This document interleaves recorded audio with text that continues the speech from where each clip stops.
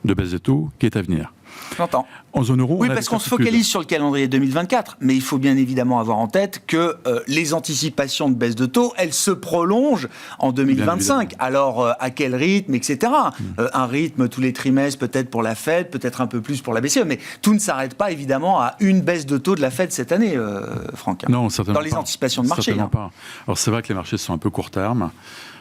On n'est pas très étonné par ça. On est dans un environnement très volatile, notamment sur les données macro. Donc on a des ajustements qui sont assez brutaux sur des données, mais sur des données qui reflètent le passé également. Ah oui. Et quand on regarde ce qui s'est passé en zone euro cette semaine, ça illustre bien en fait cette focalisation court terme. On a fortement réagi aux chiffres des salaires négociés en zone euro sur le premier trimestre, plus 4,7%. On venait de 4,5% au Q4 2023. 4,7 au Q3 2023. Donc on a un petit relapse là. Mais il faut avoir en tête que d'abord, tout ça reflète des one-off, donc notamment des primes. Des primes qui ont été données en Allemagne et qui contribuent énormément en fait, à ce chiffre-là. Et puis ces négociations salariales au premier trimestre, elles reflètent aussi l'inflation passée. Parce qu'évidemment, ces négociations, elles se basent sur les pertes de pouvoir d'achat passées. Depuis 2021. Donc, il faut vraiment s'interroger sur les effets de second tour. Et les effets de second tour, il ne faut pas en avoir trop peur non plus, dans un contexte où l'économie en zone euro est en stagnation plus. Ouais. Donc, finalement, le pricing power des entreprises pour compenser ce coût salarial et le coût unitaire du travail, parce qu'on a des gains de productivité négatifs en zone euro, il ne faut pas non plus surestimer ces effets-là. Donc on est assez serein finalement sur le rythme de baisse de taux en zone euro et sur le calendrier, parce que la baisse de 25 BP la semaine prochaine, elle est totalement annoncée. Oui. Donc il n'y a pas de débat là-dessus. Oui. La question étant de savoir ce qui se passe après, Franck. Est-ce qu'on est vraiment dans du meeting by meeting, comme semble défendre François Villeroy-de-Galhau, en rappelant qu'on ne peut pas dire à la fois qu'on est meeting by meeting et dire que la baisse de juillet, de toute façon, une baisse en juillet serait totalement impossible. Il y a aussi cette forme de contradiction dans le discours porté aujourd'hui par certains membres de la Banque Centrale Européenne. Oui, mais ça, c'est un débat assez classique. C'est un jeu politique au sein du Conseil des gouverneurs. D'accord. Mais avec des déplacements de camp, parce que Villeroy-de-Galhau, qui était plutôt neutre, est plutôt dans un camp assez dovish. Oui. Bon. Il devient de plus en plus colombe. Oui, J'ai l'impression, au fur et à mesure que le pivot monétaire arrive en zone euro. Sur ces questions monétaires, toujours, et j'aime bien l'idée du disque rayé, effectivement, on reprend un peu les mêmes idées tous les mois ou tous les 3 mois. Valérie, est-ce qu'on peut au moins dire que à ce stade, les taux restent canalisés, voir 4,70 sur le 10 ans américain ou revoir 4,70, c'est pas non plus revenir à 5, c'est pas franchir la limite de 5 qu'on avait atteint à l'automne 2023 ? On ne peut pas l'exclure. Sur l'horizon 2024 oui, cette année. Oui, cette année, j'entends. Oui, pas pour dans 2 ans. En fait, je pense que les prochaines réunions, on est à peu près sûr de ce qui va être annoncé comme acte. Mais soit lors des conférences de presse, soit dans la semaine ou les 10 jours qui vont suivre les réunions, des déclarations à droite à gauche peuvent encore avoir un impact un peu négatif sur les obligations, sur le prix des obligations.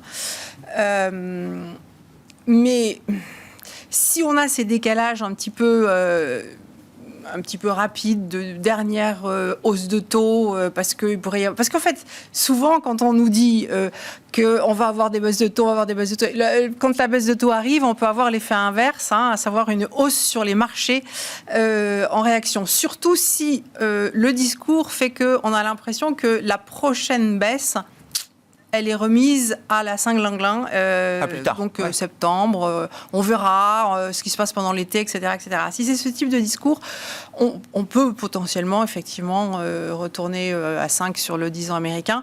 Mais après, je ne sais pas du tout comment ça va se jouer parce que une baisse de taux, c'est dans l'ensemble 25 bips. On n'attend pas des baisses de 50 bips.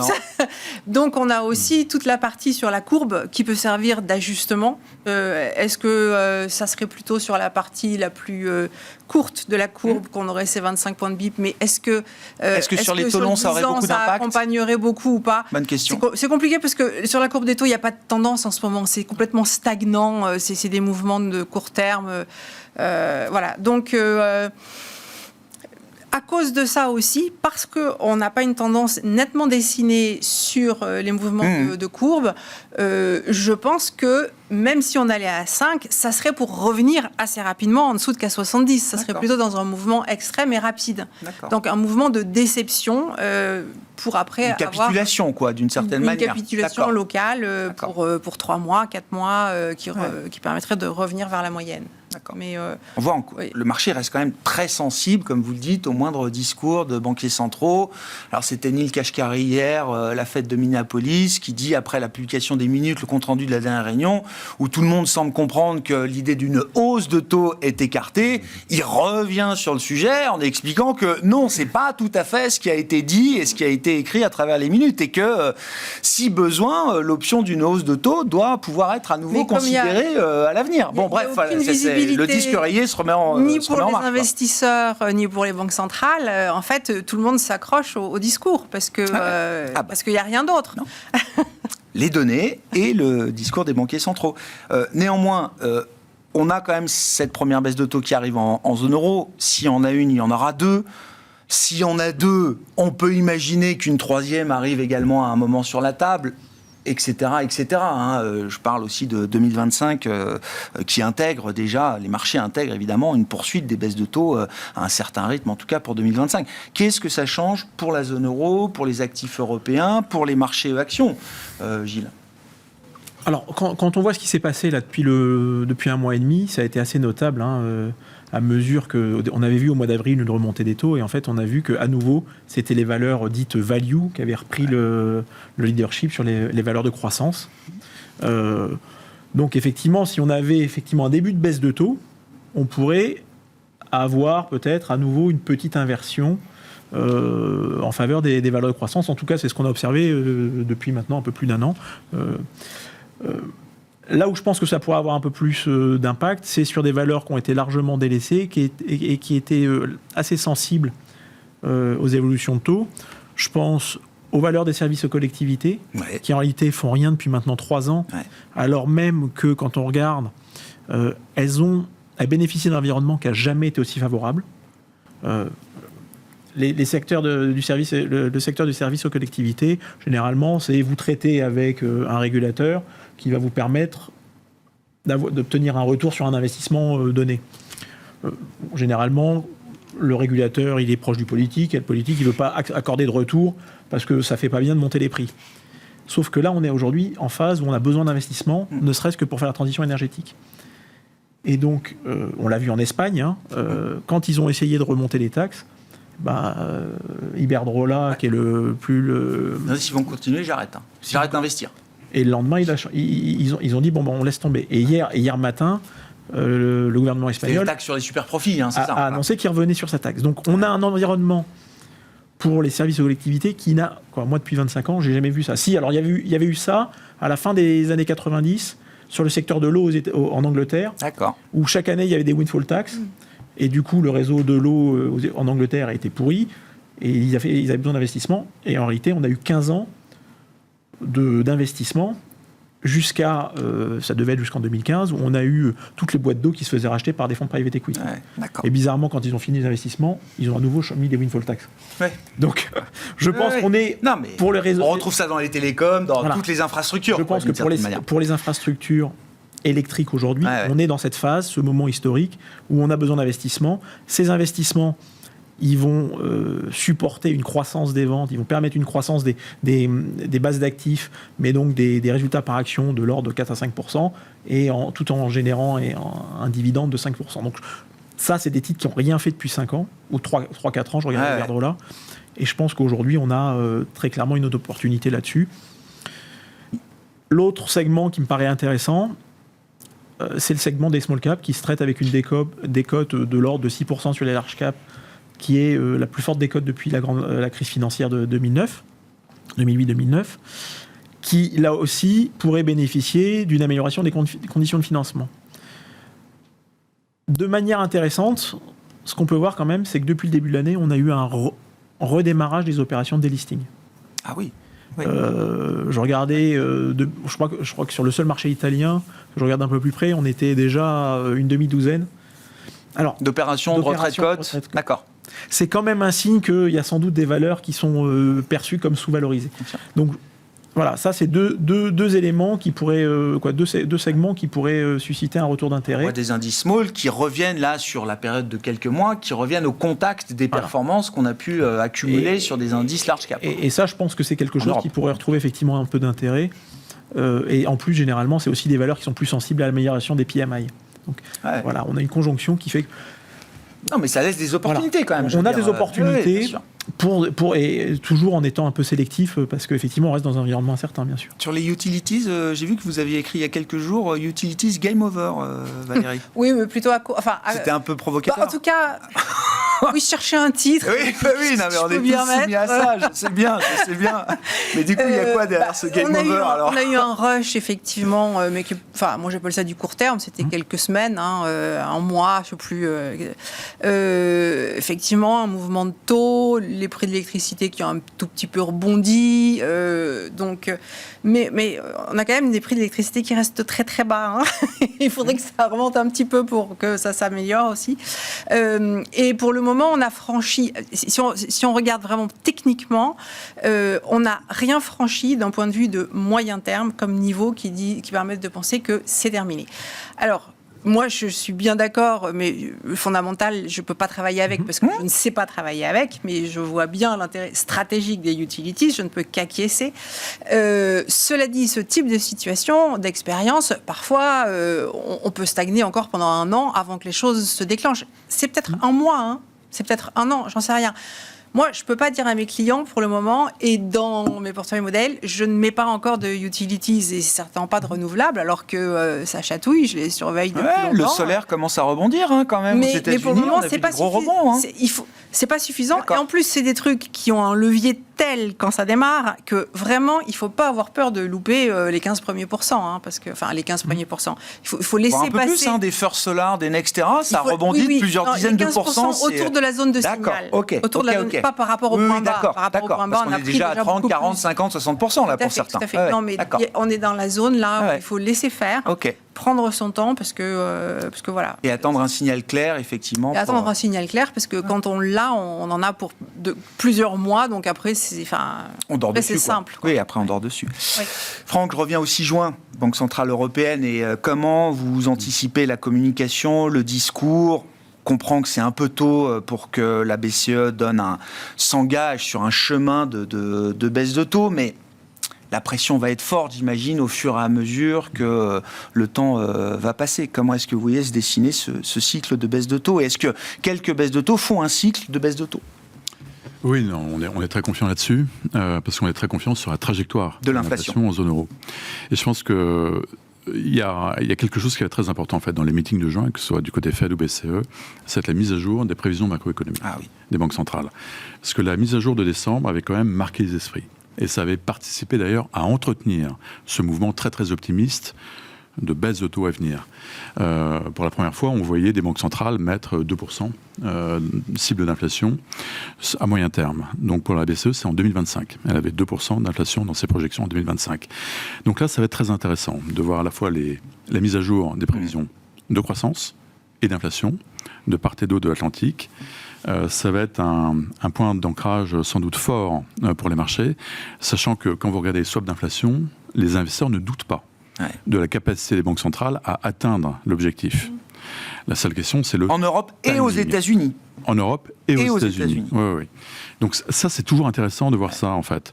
On a ces surprises en termes d'inflation, d'un point de vue macroéconomique, aux États-Unis surtout, des surprises, voire légèrement positives en zone euro.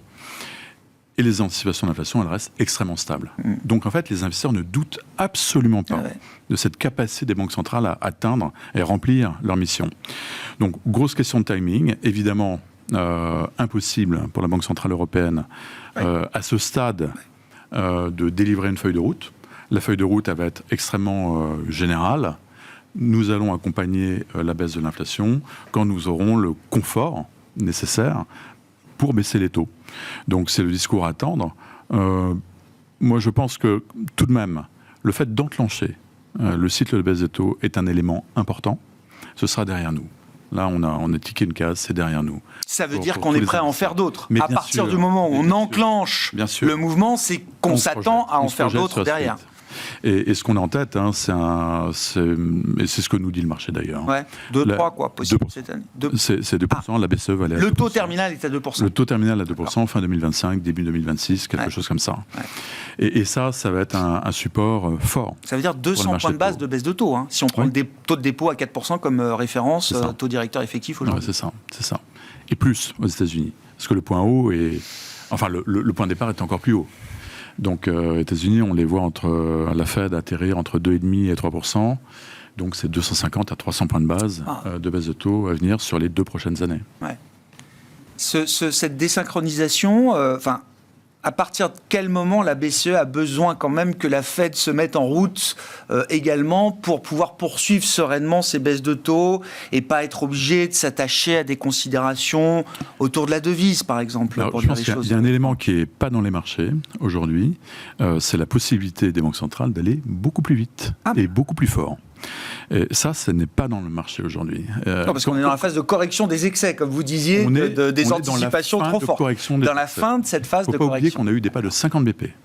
Oui, à la hausse. Bien sûr, 75 Pourquoi oui. Et pourquoi n'aurait-on pas des pas de 50 BP si besoin à la baisse Une fois que la confiance des banquiers centraux sera telle dans la trajectoire de l'inflation, si vous voulez, on ne peut pas justifier aujourd'hui le caractère restrictif de la politique monétaire si on est vraiment confiant dans la décrue de l'inflation.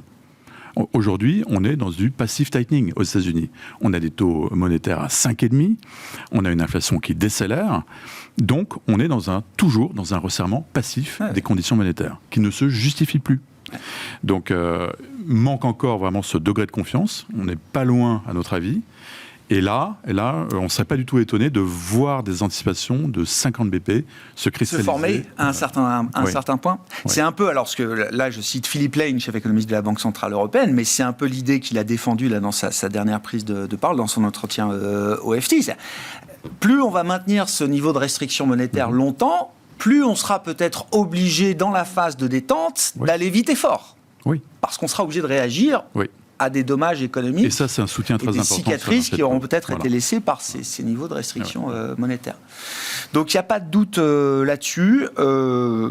Sur le plan des devises, est-ce que ça peut provoquer des mouvements importants au final ou pas tant que ça, s'il y a cette forme de resynchronisation à un certain stade, en tout cas entre la Banque centrale et la Fed, la Banque centrale européenne et la Fed ça peut être baissier dollar, parce qu'on... Quand même, d'accord. La BCE ne nous a pas habitués à l'héroïsme. Attendez, le 6 juin, elle va prendre son... Et le 6 juin est une date d'héroïsme historique, on va dire comme ça, mais elle prendra son indépendance ce jour-là, quand même. Oui, après 25 ans d'existence. Archi annoncé, bien préparé. Oui, mais il fallait quand même le faire, Franck. Bon, et donc vous avez plus de doutes sur la... La BCE reste structurellement au quiche et la Fed reste structurellement dovish. Dans une construction de portefeuille, investir aujourd'hui sur du 2 ans Treasury à 4,95, c'est pas une grosse erreur. D'accord. Voilà. Et ça m'amène cette question. Qu'est-ce qui va se passer une fois que les premières baisses de taux auront été délivrées pour tout ce qui a été parqué sur du monétaire, sur des produits de taux très courts, sur des comptes à terme dont la rémunération est fixée par les taux de dépôt des banques centrales, qu'est-ce qui va se passer avec cet argent-là ? Est-ce qu'il y a des flux qui vont se mettre en place ? Les flux sur l'obligataire, ils sont modestes en fait. Ils sont relativement modestes parce que c'est vrai qu'il y a toujours cet attrait du monétaire, attrait des dépôts à terme, des comptes à terme. Et je pense que ça, c'est un facteur de soutien aussi très très fort sur l'obligataire, mais à venir. Ça va pas être immédiat, mais on le voit aussi dans les fonds à maturité. Il y a eu un appétit énorme dans le marché sur les fonds à maturité. Ouais. Et c'est pas idiot du tout, parce que là, vous cristallisez pendant 4 ans un taux de rendement, si on n'a pas de défaut dans le portefeuille, qui est très compétitif par rapport au monétaire aujourd'hui. Mais si on se projette sur le monétaire en moyenne sur les 5 prochaines années, je pense que là, ça fait du sens. Ouais. Sur les devises, est-ce qu'il y a une volatilité particulière à signaler ? Est-ce que ça a été à un moment, un des arguments en tout cas indirects de la BCE, de s'inquiéter, du risque de décalage de l'euro par rapport au dollar si on commençait à baisser trop vite, sans attendre la Fed, etc. Bon, ce moment-là est un peu passé, mais l'euro finalement a plutôt bien tenu et c'est même plutôt un peu réapprécié quand même ces derniers temps. Oui, enfin, il ne se passe rien sur les devises. Enfin, sincèrement, il y a plein de marchés sur lesquels il ne se passe absolument rien. Non, mais ça veut dire que ce n'est pas un sujet brûlant pour les banques centrales. Ah bah, je ne sais pas si ça les brûle. Enfin, au Japon peut-être. Oui. Mais à part ça, à la rigueur, les Suisses un petit peu un moment, mais ça va mieux. Ouais. Depuis qu'ils ont baissé les taux, oui. Mais sinon, non, il n'y a pas, se passe pas grand-chose. Enfin, sur les grosses devises des marchés, des économies très développées. Hein. Et le yen, c'est, je sais pas, ça commence à devenir attirant, intéressant. Moi, je me méfierais quand même parce que à la fin de l'année dernière, il y avait une opportunité pour, à la rigueur, qu'il se passe quelque chose, que le yen se renforce, mais on l'a loupé. Donc là, maintenant, ça peut... On ne sait pas, ça peut durer très longtemps. Le yen faible à ces niveaux-là, ça peut durer très longtemps encore, quoi. Écoutez, je ne peux pas vous dire autre chose parce que on est en plein dans une phase de baisse, on fait record sur record, je ne vais pas me mettre en face d'une marée qui ne cesse de monter. Enfin, non, c'est contraire à ma foi. Ah ouais. Sur ces considérations, je ne sais pas s'il y a des commentaires à apporter. Gilles, je voulais peut-être bien qu'on dise, vous évoquiez le M&A tout à l'heure sur les small et mid cap. Ouais, beaucoup d'opérations autour des matières premières quand même. Alors bon, BHP sur Anglo... Et dans la banque, oui. Qu'est-ce qu'il y a eu dans la banque ? Il y a eu des BVA sur Sabadell. Oui, effectivement, oui. Qu'est-ce que ça nous dit alors ? Ça reste domestique pour l'instant. Ça reste domestique, mais je pense que c'est intéressant parce que ça vient souligner une chose, c'est qu'aujourd'hui, si on grossit un peu le trait, une banque, c'est une structure IT avec une structure de compliance. Oui. Et là-dessus, vous devez mettre le plus de clients possible pour avoir du levier opérationnel. Et donc, ça plaide pour avoir une consolidation... un peu plus importante, et donc il y a les pays qui restent encore assez fragmentés, ils ont la nécessité de consolider. Et quand on regarde la carte de l'Europe, il y a une corrélation assez forte entre le niveau de concentration des marchés et le niveau de profitabilité dans ces marchés. Les marchés scandinaves sont beaucoup plus profitables. Avec une poignée de grandes banques, quoi. Avec une poignée de grandes banques. Ouais.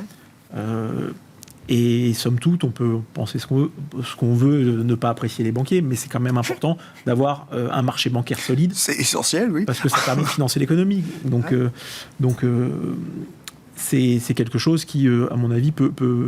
Et ça peut aller au-delà des frontières, parce que vous ouvrez le sujet, moi, ça y est, je repars sur l'entretien Macron, l'idée que si on est européen, il faut accepter des fusions transfrontalières, y compris si c'est une de ces banques domestiques qui est la cible d'une autre banque, etc. Je pense que ça... pour que ça puisse aller complètement au-delà des frontières, il y a effectivement la nécessité d'avoir une union bancaire. Maintenant, il y a quelques banques qui sont déjà dans plusieurs pays, et pour ces banques-là, ça peut être intéressant de renforcer leur part de marché local. Donc, ça ne sera pas des grandes fusions transfrontalières où aller entrer dans un nouveau pays, mais ça peut être de renforcer sa présence sur un marché sur lequel on est déjà présent. Le côté pan-européen qui se développe quand même. Parce que vous avez quand même besoin de renforcer cette densité, justement. D'accord.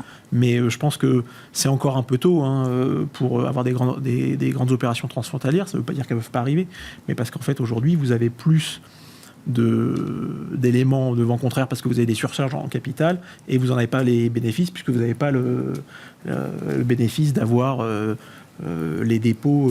Oui, un cadre réglementaire unifié parfaitement. C'est encore un peu tôt pour ça. Mais... Ouais. Bon, et ça reste un secteur à privilégier en matière d'investissement, les actions bancaires. Ça reste un des secteurs leaders qui a peut-être pas perdu de force d'ailleurs. Encore une fois, par rapport à d'autres. Quand on regarde la valorisation du secteur bancaire, elle reste plus proche de ses plus bas historiques, malgré la performance, et avec un dividende annoncé, avant donc les rachats d'actions, entre 8 et 10%. C'est sans doute trop élevé, sauf à penser que c'est pas soutenable. Ce qui laisserait penser que c'est pas soutenable, c'est si on pensait que effectivement les taux devaient retourner à zéro et qu'on perd tout l'avantage et tout le bénéfice de cette marge d'intérêt qui est revenue. je pense qu'aujourd'hui, plus personne ne pense qu'on va retourner à zéro. On va à 2, pas à 0. Donc on va retrouver la capacité à générer des marges d'intérêt. Et de ce fait-là, il y a sans doute une amélioration de la rentabilité qui est pérenne, des dividendes qui sont soutenables. Et donc de ce point de vue-là, les banques ont encore sans doute un petit potentiel d'appréciation, parce que historiquement, quand on prend le niveau de valorisation en termes de multiples cours bénéfices, on est plutôt sur 8-9 fois et on traite encore plutôt à 6-7 fois. D'accord. Et ce qui explique pourquoi on a des dividendes à plutôt... élevé, ouais. Donc il y a sans doute encore un petit peu d'ajustement à faire. D'accord avec l'idée que le secteur bancaire reste un secteur fort, Oui. leader, et qu'il faut, si on en a, autant continuer de l'accompagner. Ouais.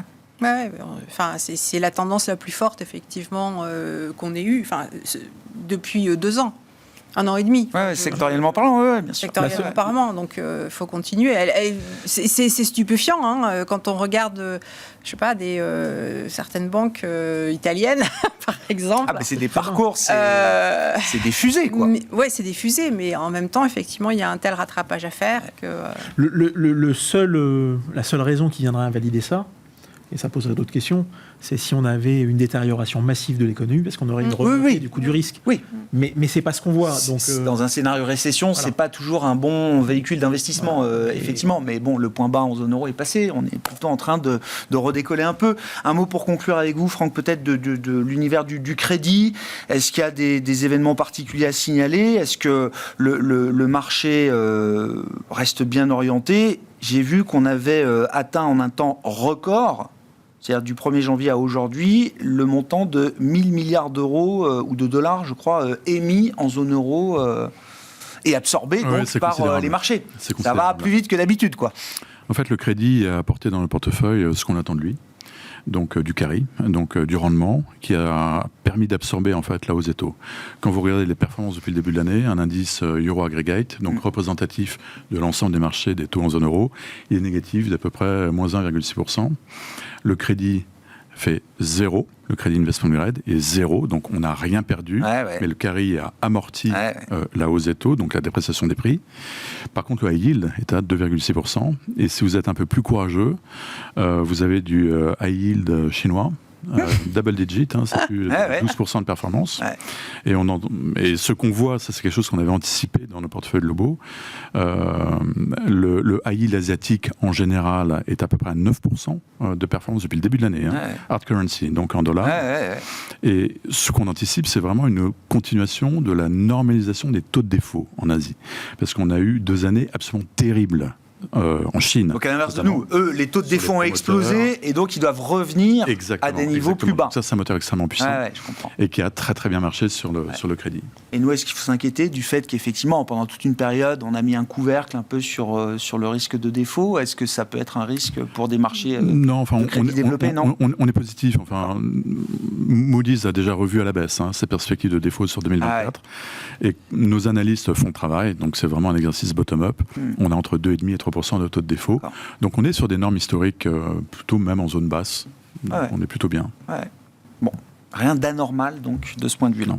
Merci à vous trois d'avoir été les invités de Planète Marché. Franck Dixmier, Allianz Global Investors, Valérie Gastaldi, Day by Day et Gilles Guibou, AXA IM.